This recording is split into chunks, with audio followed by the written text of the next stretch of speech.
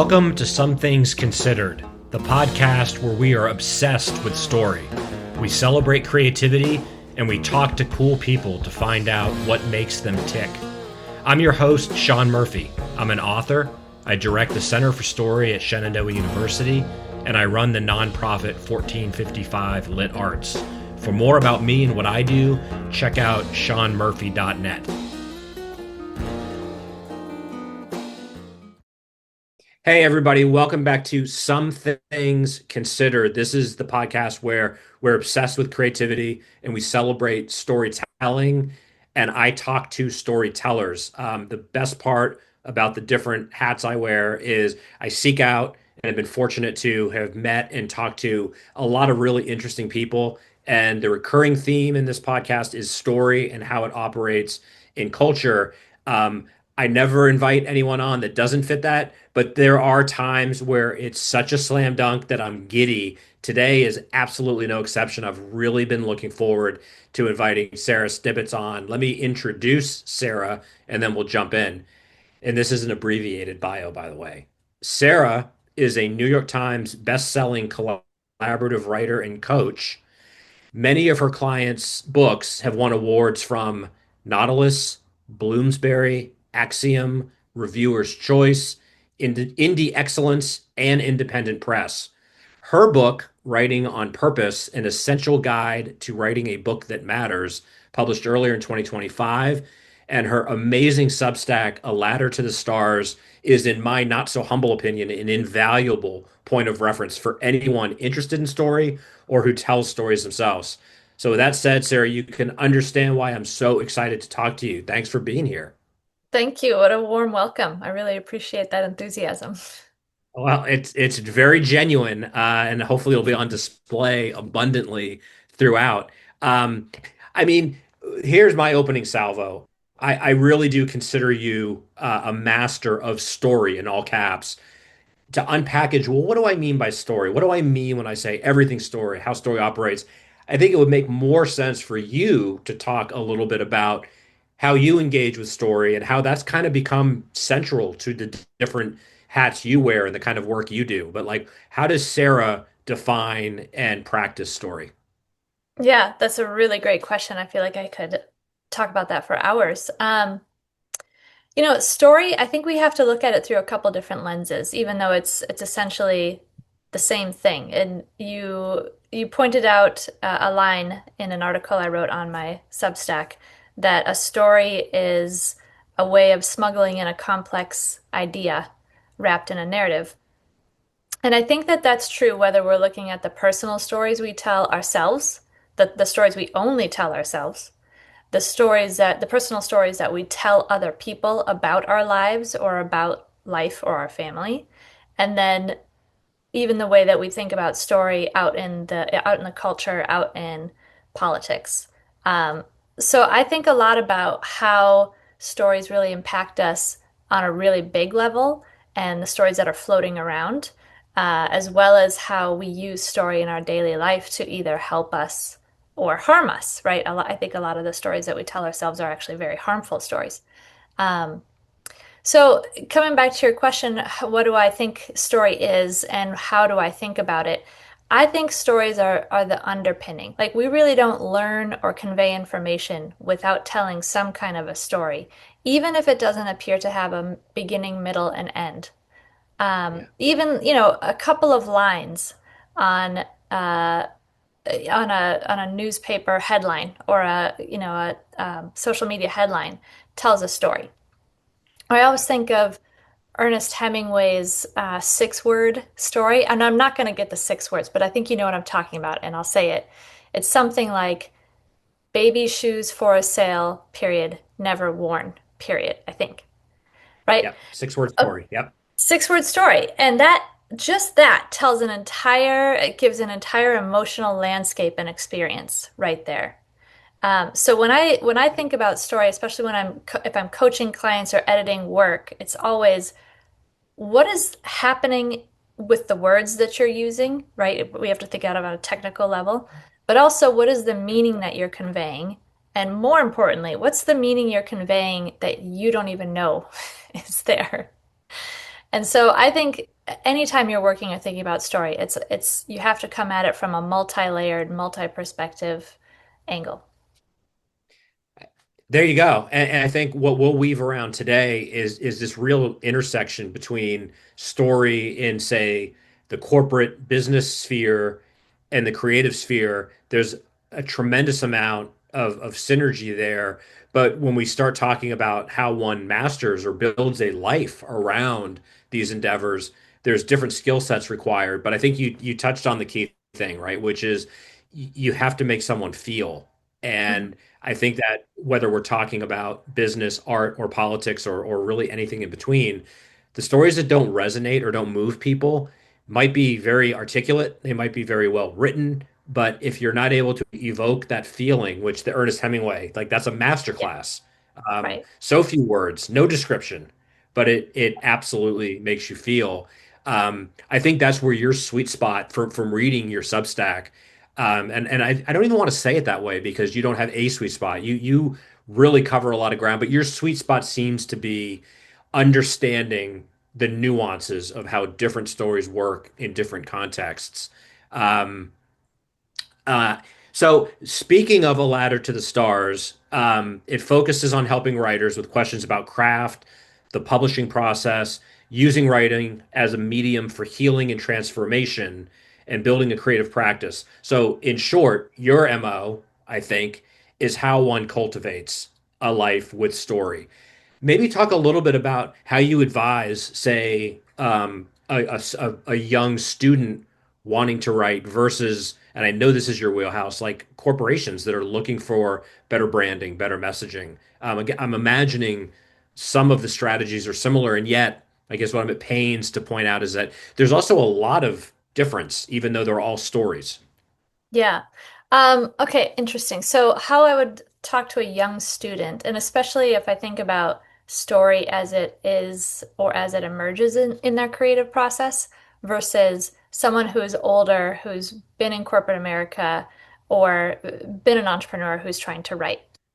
Or I'll amend that to make it easier. I Yeah. just said young student, but maybe more, the creative lane, which Yeah. someone that is creative writing, which is again how we, I think, wrongly assume when we hear, or the average layperson hears story, I bet the first thing they think of is like, oh, you mean like a book?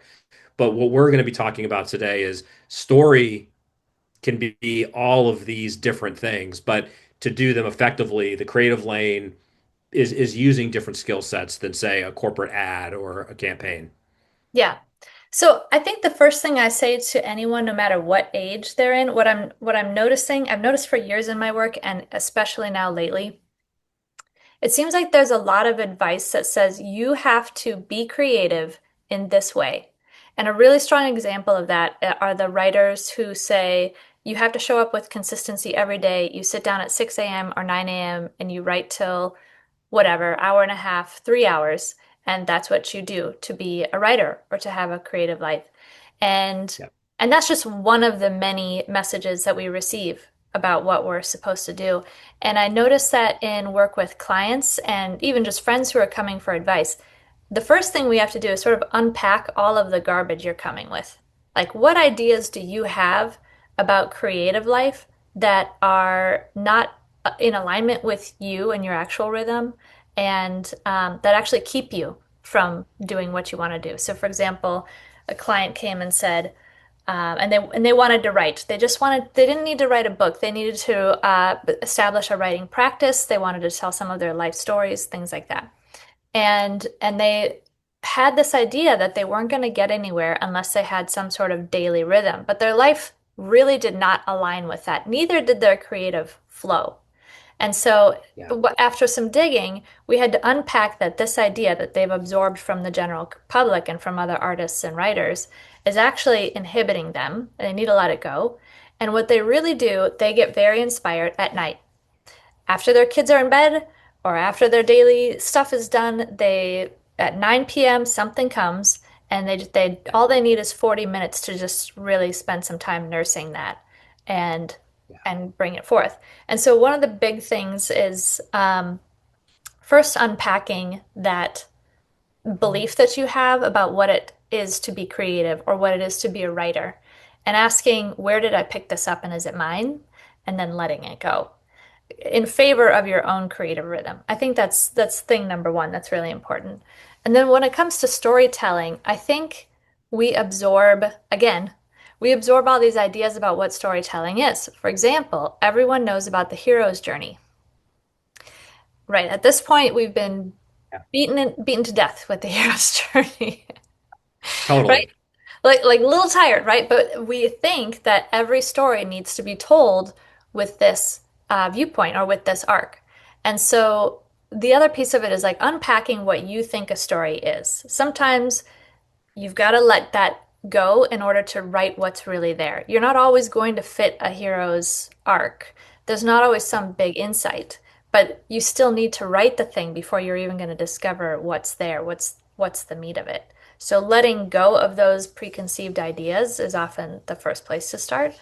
Um, and then I do this exercise with people where I have them write a life story in as if they are a character. It's their story, but they're going to write it as if they're a character. And it's always interesting to hear what they say about the story. So, for example, one client, his entire story took place in his head. It was all exposition. So and so works at a farm, and he doesn't really know what he needs to do with his life. And so he spends his day picking radishes, but he is really confused, and he's got all this ideas, and he really needs to make an impact on the world. The story had no action on the outside when you really looked at it, but he didn't realize that. And so what I try to guide people to do is write a few stories and then set them Yeah, aside and look at them from a distance. You know, sometimes people need a couple of days, sometimes they need a week. And they come back and they're like, what do I notice here? What's actually happening here? Is there action? yeah. Is all of it internal? Is there so much external action or conversation that we don't actually have any idea what's the meaning behind this or where the threads are taking us? And that kind of Yeah. external viewing in of our own story can help us start to craft and understand what we need to learn to do or flesh out in terms of the way we tell stories. That's so helpful because what I like about your approach is it's talking about things that are very on the surface contradictory, right? Because we are in the habit of saying humans are storytelling animals. We tell stories, it comes naturally to us. I think that's true. What your expertise is taking people a bit further down the road and saying, but to tell good stories, we need to get out of our own way. We need Yeah, to understand what people need to know, what they want to know, what they want to hear, or in some cases, right, what they don't want to hear. But it's this combination of tapping into this kind of primordial, instinctual ability to communicate via story, but then maybe pointing out just because you can tell a story doesn't mean it's a good one. yeah. And I also think there's a distinction between the way that we tell stories, like when we're telling verbally a story to a friend or a family member or in a professional setting, you know, Yeah, we have mannerisms and you know, we know when we have the audience's engagement or when they think we're kind of funny so we can play it up, right? And yeah. and I think that it's good when we say we're all storytellers, that's so true. Every one of us learn to tell stories, but translating that skill to the page and giving a reader who won't see you, won't know you, That's right. everything they need to get to the same spot is a different art form.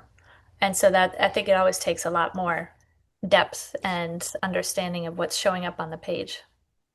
That's a wonderful point. It immediately made me think of, one of the things as a young creative writer in the dreaded graduate level workshops, if when you're passing around your fiction, is getting rid of the safety net and having a good professor explain to you when you are publishing books or stories someday, you're not going to have a group of people around the table to say, no, but what this really meant, because that's the safety net. And to be an effective writer, you have to anticipate that you're not going to be there. So it has to be clear, it has to be effective, it has to be powerful.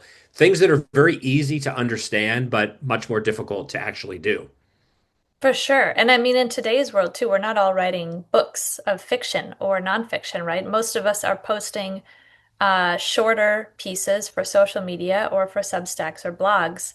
And so you do have to get used to the idea that you may get no feedback at all on anything you've written. Sometimes it feels like yelling into the void. And yet, Sure. like there's been times I've posted and had few comments or very little interaction, and then someone says something to me about a post from months ago and how it changed the way they did this, or they had a great idea. And it's like, well, I wasn't shouting into the void. I'm just not going to get that feedback the way that I would Right. love it? Yeah, and I think that also gets at this kind of these contradictions that I'm talking about that are unavoidable, and I guess in some ways welcome. We're trying to write something that's timely or relevant or that will resonate, but we never know when someone's going to see it, which I think is the power of the printed Yeah, word, and also what the audience does with it. right. I also back in grad school learned that, to a certain extent, once you put something into the world, it's not really yours anymore. You control the narrative as best you could, but the whole act of storytelling involves a process and a connection. So someone might take something different or deeper than what you intended, but there's an interaction there. So again, I think the writer's job, if they're trying to move or sell or do something to change or to have action occur, they need to anticipate all of those reactions in advance because you don't have the chance to explain it or make the sale or make the close. It all has to be contained in that story. I find that Yeah. liberating, right? It's very messy, but there's so many possibilities within that. Getting a good story into the world has no expiration date. Right. I think that there is also a level of letting go of the story. Like at some point, it isn't yours. And I always think about unintended consequences of the things that you write. So, for example, the man who wrote the novel Jaws, and I can't remember if it was called Jaws or if that was just a movie, but the man who wrote the novel that the movie was based on, just Yeah, the novel came to him and he thought it would be a great idea. And then, as you know, it was very popular. And then it was sold into film yeah, rights, and then it became Jaws, which was a blockbuster. And then people became very terrified of sharks and began killing off shark populations on the East Coast and also on the West Coast to the point where yeah, they became endangered. There are many species that became endangered. And the author was mortified yeah, that his work had lent itself to this yeah, anti-shark craze. And then he chose to yeah, start raising funds for, shark conservancies and uh, other organizations that were supporting shark populations. But that was his action. But of course, he did not intend that and couldn't have foreseen that because he wanted to publish his yeah. story. So it's Right, just right. it's pretty funny to think Yeah, about the things that we can't possibly anticipate when we put something out into the world. yeah, and I mean, that accounts for some happy accidents and some unintended consequences. But I think more often than not, and what you are able to help people kind of work on is when you have very intended goals or desires and how to maximize that. And this gives me a great opportunity to mention that and a shout out to our mutual friend Sean Dubervac, who has been a guest on this podcast, had introduced us as storytellers. So I've been following your Substack, enjoying it, picking up what you're putting down on the writing front. But you had a recent post called "What's Your Favorite Story Really Selling You?" And that was my epiphany when I reached out and said, I would love to talk to you about this in particular. Um, I can't say enough about that piece, but and I've already touched on this, but I think I said my opening salvo is discussing this piece. But when I talk, especially to students, about story and why it matters, what is story? What do we mean when we talk about storytelling? Of course, we think about creative writing, but the reality being that story is everywhere, and it's often used to amazing effect in very non-artistic ways. That's Mhm. my opening salvo, but maybe talk a little bit about, that piece, why you wrote it, what the reaction has been. And then we can get Yeah. into, some of the nitty-gritty. So where I think a lot about story in our current culture especially in our politics and in our marketing. That's Hmm. it's everywhere, right? And and I think a lot about how we don't notice what story is doing to us, especially when we're really entranced. I mean, and story can be enchantment, right? When you are really pulled into a movie and the storyline of the movie, you're not at all thinking about what values does this assume I have, or what values might this be imparting to me that I may not have right now or Yeah. even agree with. That's how powerful Yeah. stories can be, is that they are like a Trojan horse for things that we aren't necessarily consciously choosing. So I think about that a lot in our Right. messaging that floats around on social media, that floats around in ads, that's, very consciously and purposefully put out by our political parties, things like that. Um, and that piece was really Yeah. inspired by the current, well, I mean, we could say the last 4 to 8 years of political turmoil that we've experienced here in the US, and the very conflicting Yeah. storylines.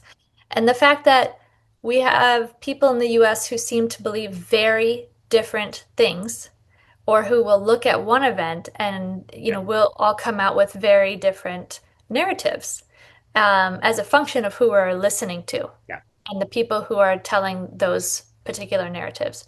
And it really worries me. Like, I think about it a lot because it's like we are so unprepared for what story does to us in terms of how it can be used essentially as a weapon. And Yeah. we're just eyes wide open, ready to consume every time we clock into Yeah. any news channel, any social media channel. So I think about that a lot. That was part of the reason that post got written. Yeah, and I mean, one of the many reasons that it resonated with me, very similar, thinking about the kind of political discourse right now and the fact that we've already been talking about how storytelling works. There's just some assumption that one understands what story is, how it works, how to do it well. But what we're talking about on a societal level are the most effective stories being sold to people that don't understand how stories work or what the motivations are. Right. And in many cases, these are masterful marketers, Yeah. PR people, crafts people that are targeting a particular message, which pulls in the things we were talking about. It's going for the feels and Yeah. it's getting people, where they have some kind of reaction. It's very intentional, and that can Yeah. lead to things like misinformation, people voting against what might be their better interests. Right. And I think that if we had had this conversation 20, 10 years ago, we could touch on so many similar things. I think to add into that mix this kind of post-truth reality that we're in, where alternative facts are now no longer a joke, that makes it even more messy in terms of untangling. Like the truth isn't going to save you. Good storytelling might. That's also liberating, I think, in its aspirational possibility, but it's horrifying in the day to day. Yeah. Really, really great point. And yes, I agree. It is horrifying in the day to day. Um, I feel like the emotional piece is the underpinning to all of it, right? Stories either explain our emotions or elicit emotions, or it doesn't have to be either or. And one of my Yeah. favorite writers, Ryan Holiday, wrote "Trust Me, I'm Lying," and he was this is one of his earlier books, right? So this is basically an expose on his time as a marketer. He was a very good storyteller, excellent storyteller for brands, right? And Yeah. also a genius at figuring out how to do marketing campaigns and online advertising campaigns that are extremely effective and provocative.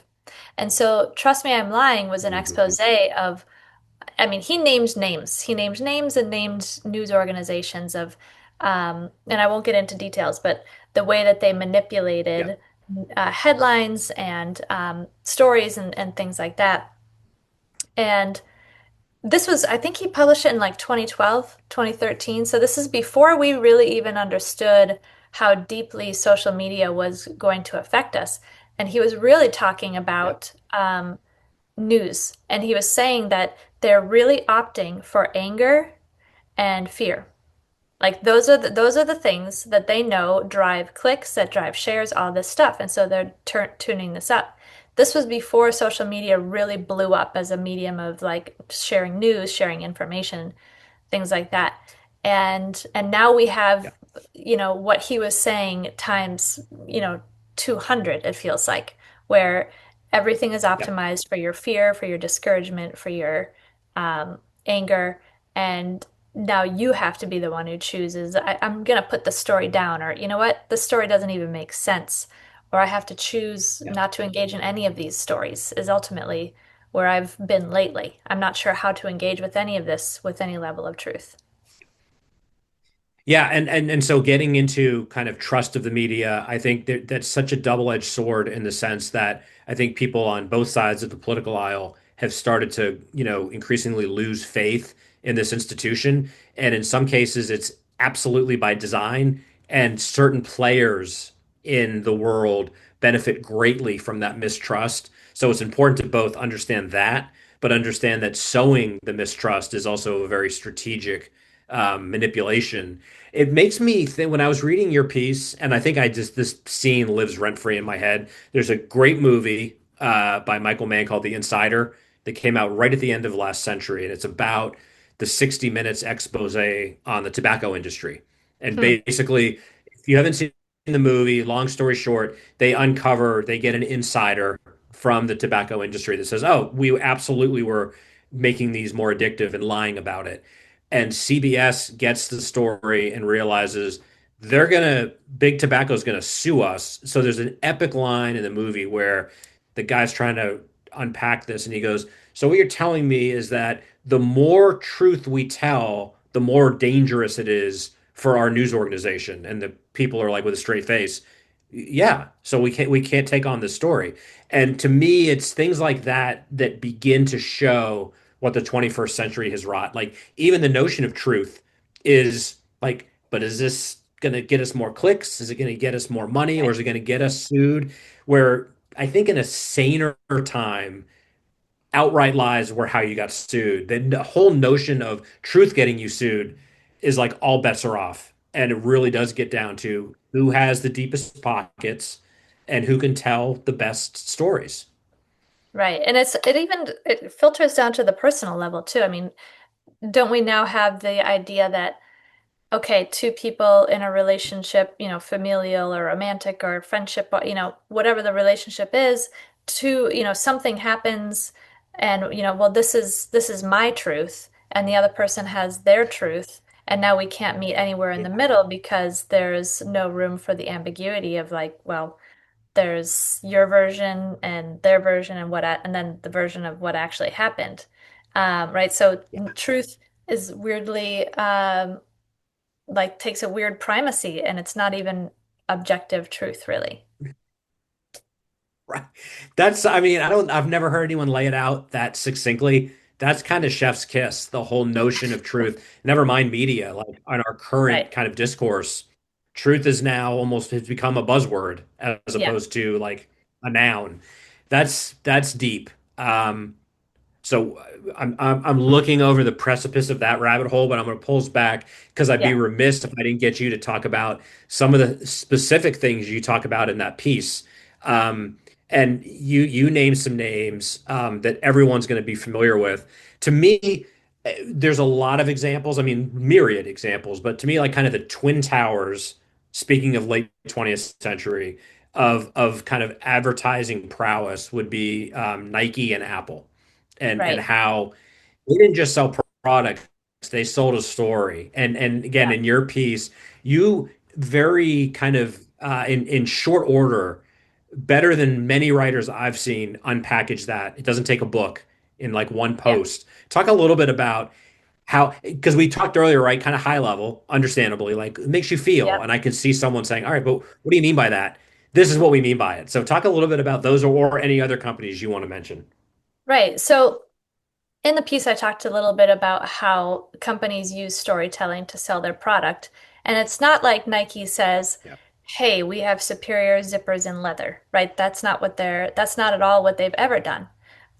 What they're selling Yeah. is the possibility that you will become like the people whose stories they're sharing. So if they're sharing a basketball star, a football star, and they're showing, highly emotive clips of them succeeding or even failing and then succeeding, right? The highs and lows, they're saying this is who you could become. That's the story they're telling. And so it's both inspiration and hope that they're selling. And you think about Apple, it's funny because I don't know if you've seen their recent release. And I'll admit, I don't know enough about it. I just saw that it was widely panned and masked. But, Apple for a long time was this cutting edge, amazing. Everyone wants to have it. It is definitely, it speaks to the intelligentsia and their products were good too. It wasn't just, I didn't ever feel it was just empty promises. Sure.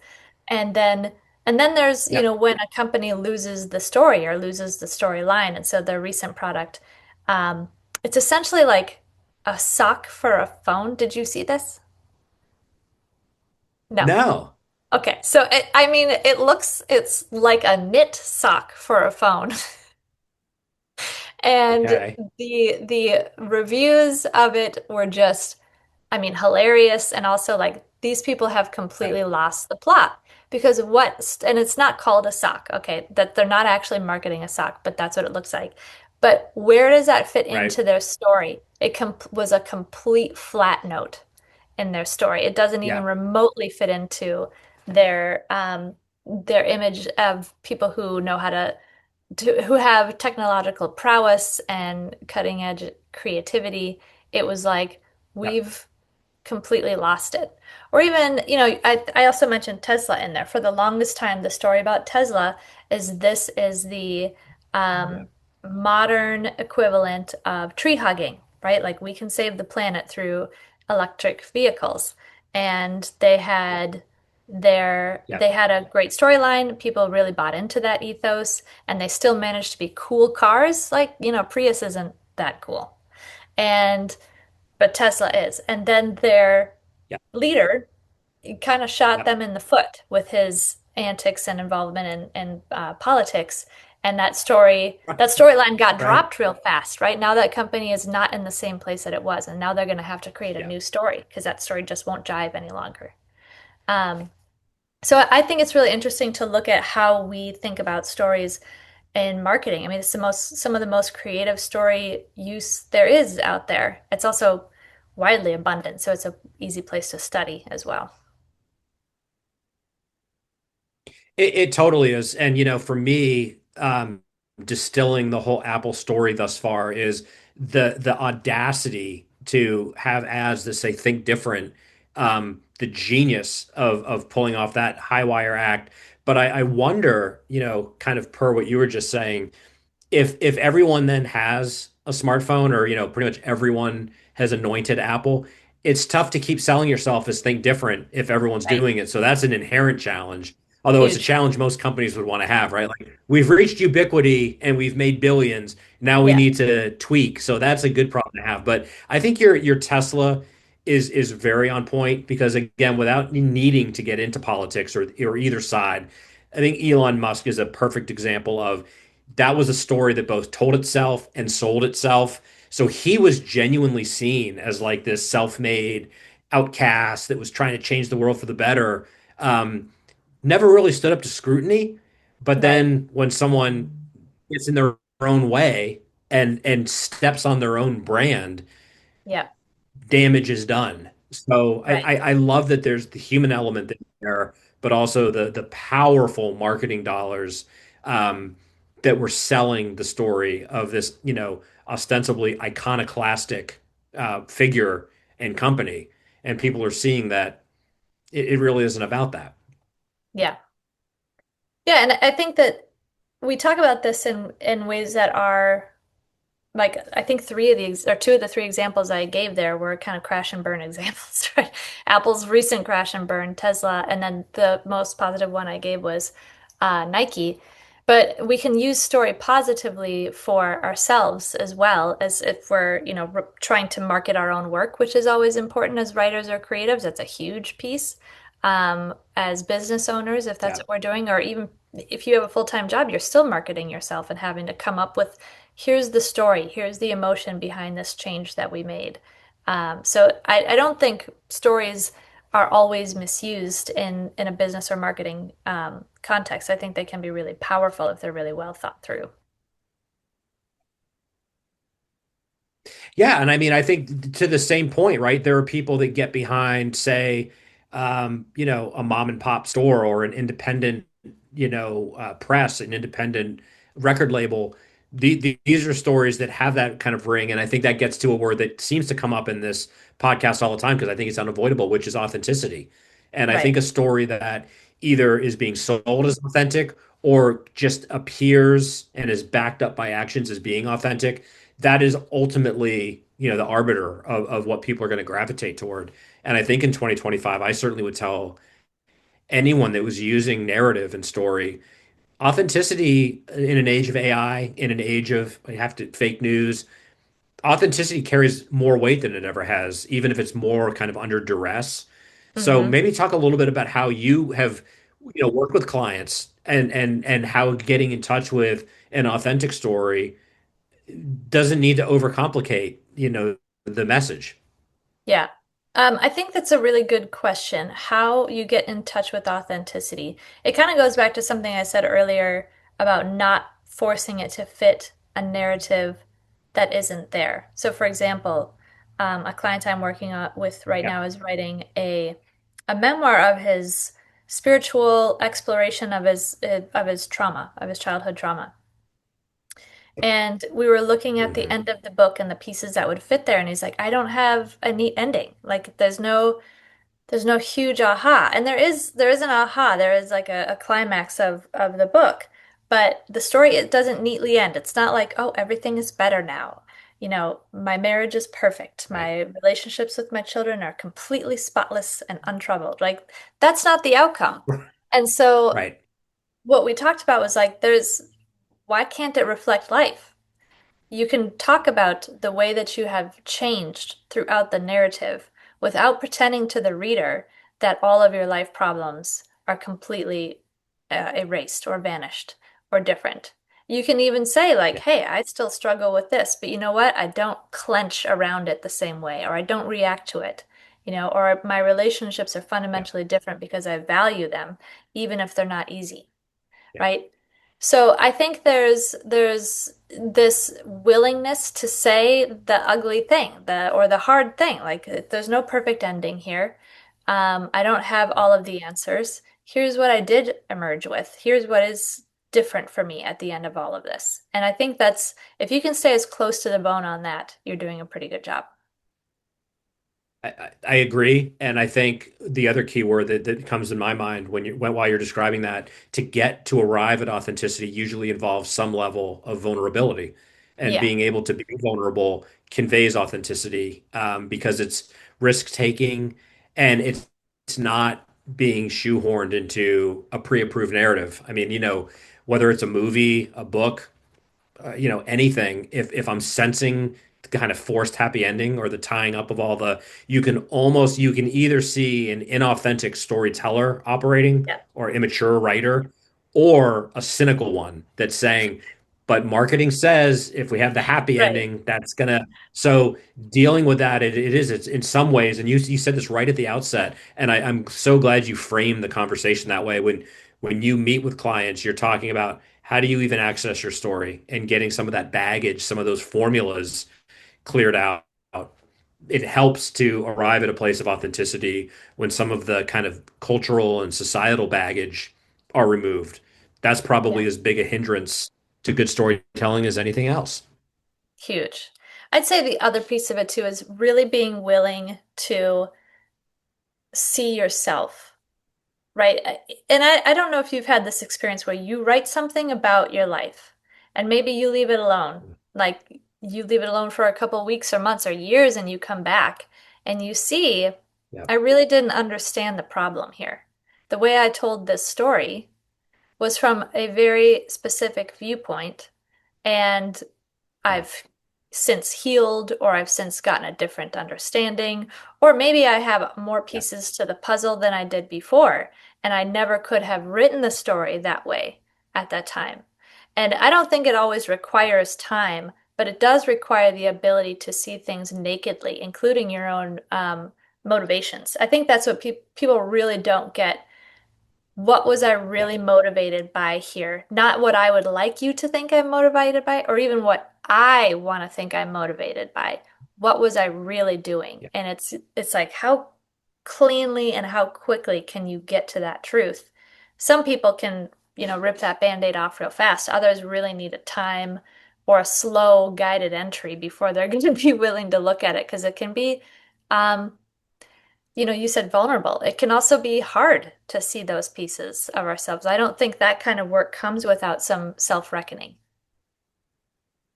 100%. And that when I'm talking with writers about craft, the whole notion of memoirs, and when's a good time, it seems to come up, and I happen to agree with it, that you need some perspective to write about deeply personal things, especially Yeah. grief and pain or anger. It doesn't mean, and I'm glad you said this because I also agree. In fact, I've usually told people, especially younger writers, is no one can tell you whether you're allowed to tell a story or how to tell a story. You can do whatever you want, but you do have to ask yourself, is this better suited for a blog? Is it better suited for a journal entry that's not meant for Yeah. like I needed to write this to, have the catharsis? One of the best uses of writing, one of the best ways to channel some of those feelings and make sense of them. But when you're thinking about audience, you're thinking about an honest connection that you're trying to make. Or I'll put it even more bluntly, in 2025, with the plethora of content and it's expanding daily, to have the, to ask someone to give you their time to read your story, you need to respect your audience and you need to Mhm. anticipate what is going to be the best use of this person's time. And I think that also gets into this intersection of like, well, how do you write things that are successful but also meaningful and authentic? And there's no one answer. And again, I find that very comforting that there isn't a formula and there shouldn't be. I also But think, having an yeah, go ahead. Sorry. I thought you were finished. no, no, Um, you go ahead, please. right, the formula, how do you write something meaningful and successful? I think that's really hard. I don't know about Yeah, you, but I think even social media has changed, even Substack as a platform is changing so quickly that what gains traction or visibility is often it has less rhyme and reason every day, it seems, right? Is I've in yeah. the early days of even just that platform, Mhm. if something came across my feed, it was because people really genuinely were reacting. It was a solid piece of writing with a lot of Yeah, value or a lot of beauty, value sure. add, right? And now Yeah, I have stuff come across my feed, and I'm like, I have no idea why I'm being shown this. It doesn't seem to be popping off with people. I don't find it to be all that great. So even from like when we think about how do we write something that has success and meaning, it's like, well, first, how are we defining success? Because I think often we define it as going viral or getting a lot of eyes on it or getting a lot of feedback or comments. And it's sort of a default definition of yeah, success and one that we really can't control very well. Most of us can't control that. yeah. Um, so first defining like how do you write something successful? What does that mean for you? Like something that you're proud to share on social media, whether you get 0 likes or Yeah, 200, right? That's a yeah, more workable definition of success. Something that you submit to get published because you have faith that it's that good. That's a workable definition of success as well, I think. sure. Um, but meaningful, how you write something meaningful, I mean, I'm sure you've had this experience too. You've seen the very polished prose that clearly comes from someone who is a writer that's got decades of practice and well thought out, and it's clearly mapped out. And then in comparison, you have these absolutely stunning, emotional, seemingly stream of consciousness pieces Yeah, that yeah. operate very differently. So I really think that's about style and like real, what is coming from the heart and how clearly are you able to convey it without messing it up with what you think should be there.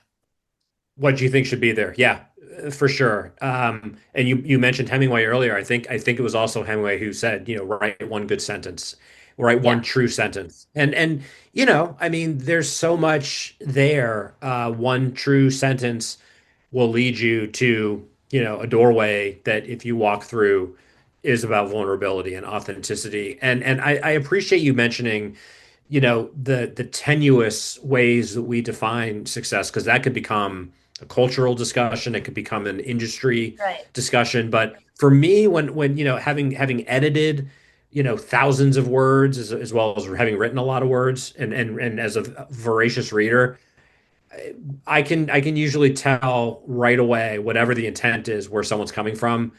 I can tell immediately if their design is to invoke another author, to be as uncomplicated and as commercially viable as possible. You Hmm. you can tell when Yeah. people aren't doing it. And just like when you meet someone that seems genuine, like how would you break that down? In some ways, you can say, well, they seemed honest, they seemed trustworthy, but there's an instinct. I think it operates on the same level on the page. You Yeah. as humans, we are instinctively able to pick up when someone's bullshitting us or trying to sell us something that it's clear they don't believe in themselves. Right. Yeah, we're just trying to sell us literally a product. I think that's also, we underestimate how often the writing that we come across is actually designed to sell us on something, whether it's just, hey, follow me or buy my product. Yeah, and you mentioned earlier, and I'm grateful for it. That these guides, there are no shortcuts, and in fact, one way to almost guarantee lack of success is if you're following trends or you're listening to people who aren't, especially in the creative spaces, saying this is how you do it. This is how Right. you cultivate a social media following. This is how you write viral stuff, and this is X, Y, and Z. Even if that could be followed to a certain extent, how off the course has the individual already gotten from where they started out wanting to share something? And that gets back to your definition, or calling into question, how do we define success for each person? It might be different. Um, Yeah. what I've found in my years of writing is if it's something that stays written that I can look back on without embarrassment, I succeeded. It doesn't matter how many people Yeah. read it. Just like some of the things I've written off the cuff have had the biggest engagement. That's a great problem to have, but it's like you can't reliably predict how that's going to play out. And I think that's what the excitement of telling stories is. It can be different every time, and there are no rules. So in that sense, none of us can predict, how it's going to land. That can lead us to a discussion of the industry. The whole literary industry has always been predicated on gatekeepers predicting this is going to sell. They make some good bets that pay off. They make a lot of bets that don't pay off. Right. And success is selling, right? It's not actually a good book. It's does the book sell? I think that's a big distinction. People make that equation.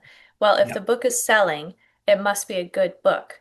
Well, I would say if a book is staying on a bestseller list for a long time, people are enjoying the book. People are getting something out of it. They're talking about it, right?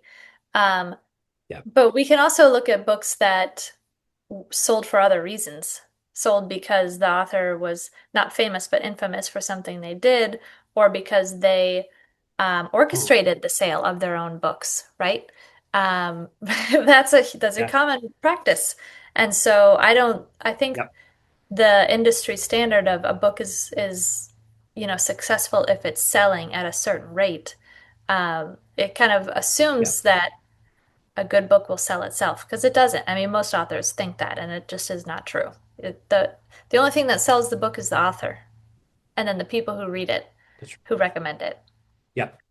Yeah, Yeah, and I mean it's one metric, right? It's one discernible metric of success is the book selling. Sure.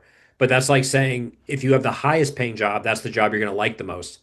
There's a lot of, messy gray area in between personal fulfillment, personal satisfaction, and meaning, doing something that one wants to do. I think the same rules apply. If someone told you you could write a book that was almost guaranteed to sell, but you were going to hate every minute of it, those are trade-offs writers make every day. And I think the ones that are in it for the yeah, long haul genuinely are writing things that they're at least interested in. I know that's my kind of North Star is why would if I don't feel strongly about it, why would I dare ask anyone else to care about it? Doesn't mean yeah. they're going to care just because I care, but if I don't care and it's clear that I don't care, I don't know what's happening there, but it's definitely not good storytelling. Right, yeah. And I also think it's just not a good way to engage with your creative fire, especially if you're in it for the long term. Um, Yeah, as a collaborative writer, ghostwriter, it's I usually take on projects that I at least have an interest in and enthusiasm over. And of course, sure. there are ranges for that, right? Projects that I've absolutely loved and projects that I loved a little less. Yeah, And I can absolutely say that if my entire career was littered with books with on the other side of the scale where I loved a little less, I would yeah. burn out. I would not be able to sustain that. I think that you have to, whether you're writing for yourself, you're writing your own material, or you're writing for other people, it really does have to be something that you can get excited about and maintain interest in. Otherwise, I think the writing fire goes out. I don't think you have the same juice or the creative spark that you have available to you when you actually have enthusiasm over something. Here, here. That's a mic drop moment. I love creative fire, and that perfectly tees up the big question I wanted to ask you, which on your Substack, and I told you this before we came on the air, and I love this. You write, quote, "I refuse to niche down," and I want to acknowledge and celebrate that. Um, on its own, period, but also as someone that kind of refuses to be categorized to some extent, to my own detriment, because I think a case could compellingly be made, and I've had it made to me by many well-intending business-minded folks. You got to pick a lane, be an expert in it, stay on it. That's how you build a following. That's how you cultivate a readership, and that's how you sell things. There's probably tons of truth in that. But what we were just talking about is relevant here, which is the creative fire, doing what interests us, even if at times it's self-indulgent. And I think in both of our cases, it's not self-indulgent so much as passions that Hmm. if the result is you will be more successful financially, but you can only write about this one topic, that was a trade-off I was never willing to make. Like I'm just congenitally incapable. I can't just write poetry. I can't just write fiction, and I can't Right. just write about jazz music. I've got to write about all the stuff I write about because on a particular day or as the spirit moves me, that's what I'm connecting with that at that time. And I think that's why it resonates when it does. Yeah, yeah. I think the idea of niching down, you said there's probably truth in it. I do believe there's a lot of truth in it, right? So I've been in business for 12, going on 13 years, and I've worked with a lot of different entrepreneurs and companies, and I've tried a lot of different things myself. And I certainly have seen and experienced the magic of being hyper specific and using a very specific story for a very specific problem in a client. Um, so I think like from a marketing and sales perspective, it is great, but from a personal perspective, how on earth does anyone who is a creative person Yeah, lock themselves into one arena and say that's it for even 2 to 3 years? I mean, 2 to 3 years, I think you can do. But if you're growing and you're changing and you're absorbing new ideas and trying things out, which hopefully you are, you're yeah, not going to resonate with the thing that you said was your niche in 2 to 3 years or 5 years. You're going to feel like it's stale. It's going to feel like it's boxing you in. And so I think there has to be this like happy medium between who you are as a person and what you write about. And then if you are selling something, what you sell. And I think because we have I think that's totally possible, but really hard, especially in our culture where what yeah, you do is your identity. And yeah, that's why for us as American, I just traveled quite a bit this fall, and I was in cultures that they don't talk about work. No one's asking you what you do. They don't care. It's a boring topic of conversation. yeah, And it really shakes it loose in you, this idea that you are what you do, or that's the first thing that you talk about. And so I yeah, think we in the Western world, definitely in America, really struggle with, well, if I'm niching down, I mean, even that sentence, I'm niching down. Like, I don't need to niche down. I'm a creator. I can be as wide as I'd like, but what I sell perhaps could yeah, be niched down so that people can find it, right? So that's totally. one thing. I don't like niching my writing down on Substack, um, because that's where I go to be creative and play. The one caveat, I did tell you this. So a good friend of mine, Clay Bear, he's a brilliant marketer, and he talked about I was talking to him about my dual interests. I have my writing business, and then I also do healing work on the side, and the healing work is growing. And often, and you've read my Substack, so you probably sense that there is a flavor of that in there anyway. And so I was talking to him about, well, do I try to combine these things or do I have them separate? And he said, if you think that combining them opens them up and makes them more expansive, then that's great. But if by including healing work with the pieces you write about writing actually limits the writing work, the things you feel free to say about writing, and vice versa, if including writing limits what I would say about healing work, then you have to think about separating them to give them the room to breathe. Yeah. And that was the best way, the most liberating way I've ever thought about niching down. Not as a, hey, you need to cut this off, but does the pulling of things together actually suffocate them? So, for example, if I'm writing about healing and uh, writing, it's sort of like a Venn diagram where they're going to overlap, but there's pieces that don't. Like someone Yeah. who's coming for healing doesn't want to hear about That's here are the hybrid publishers. Okay, yeah. right? And someone who's coming for publishing tips doesn't want to hear about soul loss or ancestral healing. And so I think when we think about this imperative to niche down, I'll summarize by saying it's not you who's niching down. You, as the creative, need to be as wide and receptive, and you need to follow your creative heart and interests. That is what we do to feed our creative fire. It's what you're offering, Yeah. and if you're struggling with the niching, just think about, is it a neat confluence to bring these two different ideas together? Because that can happen too. Or Yeah. are you suffocating things by insisting on them being all in the same pot? Yeah. And I think you just nailed it, right? Because you're emphasizing let the creativity flow, dip your hand in as many pots as you wish to. But I think it's a light lift to find that balance for a writer with those, a storyteller with those issues. It also involves organization. It Yeah, involves the aforementioned respect for audience. If someone is, and again, I also think some of this is comes with maturity and age, and lack of blockbuster success. But you right. really do grow to appreciate your audience and respect the fact that even someone reading your Substack for free in 2025, that investment of time is invaluable and it's something that you have to earn and really respect. So making the avenues easier and more navigable for your potential readers, potential audience, that's just a winning formula. It doesn't mean cutting things down. Again, speaking just personally on my Substack, I've got different Substacks that focus on different things for that very reason. A, it helps me organize and even organize the way I write, which is a whole interesting kind of, cause and effect thing. But Yeah. but making yourself, and again, I think this is really pertinent to the whole notion of marketing and branding and storytelling in, Hmm. in in contemporary society. There's so much out there. You want to make it as accessible, as clear, and easy to find as possible.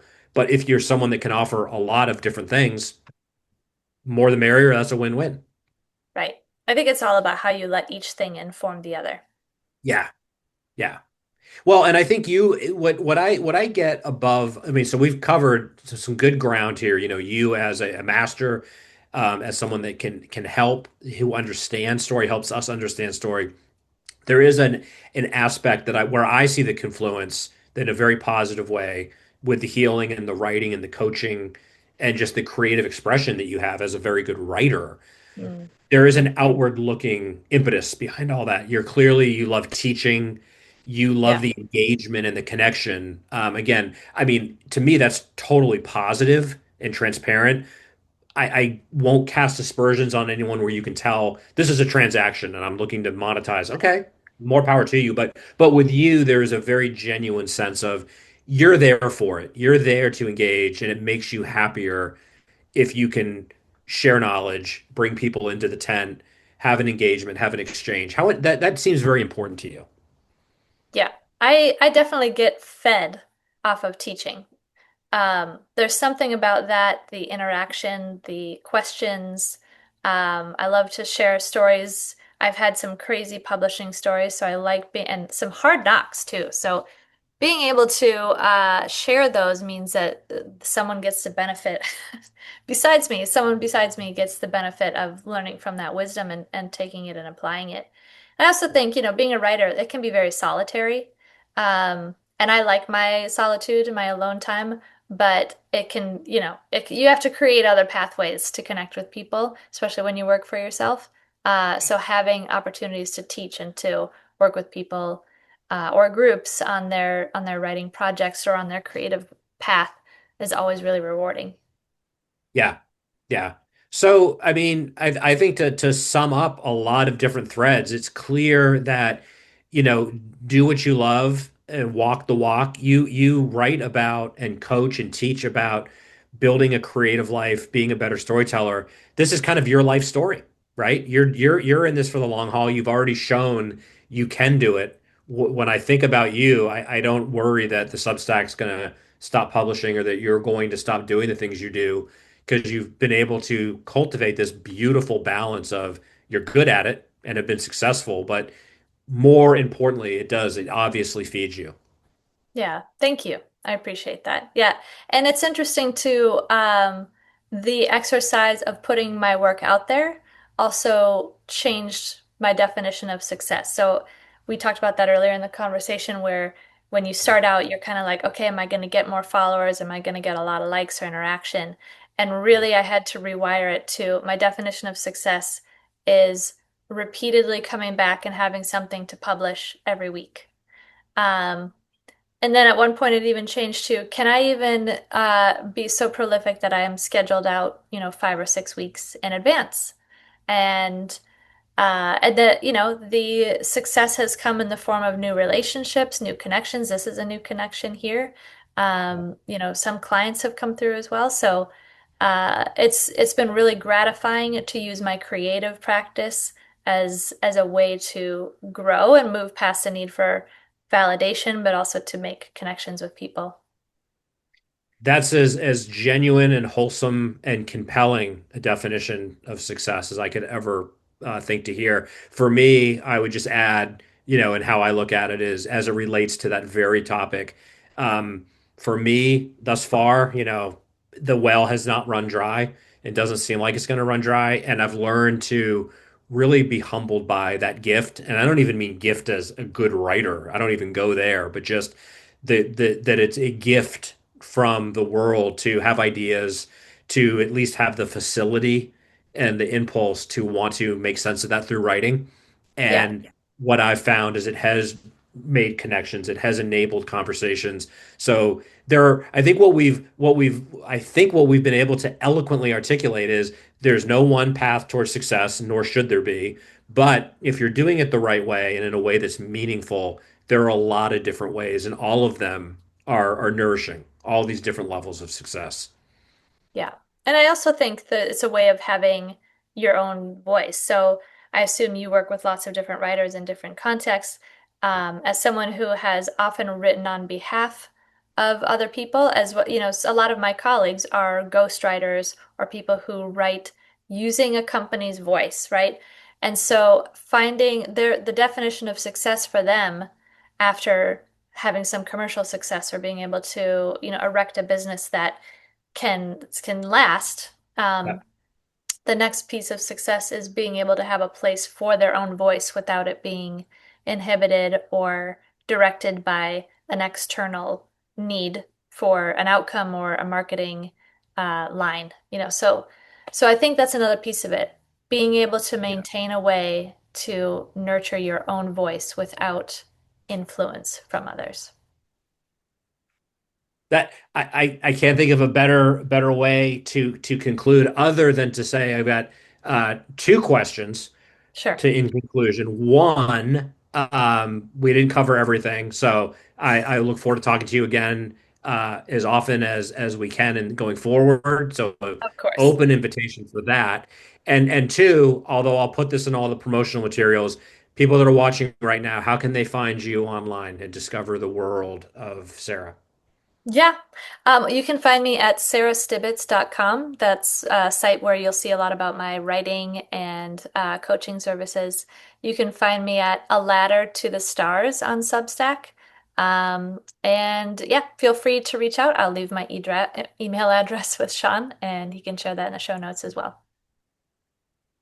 Perfect. Well, Sarah, as expected, I learned a lot. I found this extremely enlightening. And I thank you on behalf of a storytelling advocate for being someone that not only can articulate and help shape why and how we tell stories, but you're helping more stories come into the world. So you're doing the good work. I appreciate it. I appreciate you being here. Yeah, thank you so much for the invitation to come on and talk with you, and I'm very excited to see where this goes in the future. Right on. All right, guys, thanks for checking us out. Find out more at Some Things Considered. And if you know someone that should be talking, or if you're someone I should be talking to, let me know. In the meantime, keep telling your stories, be well, and stay safe.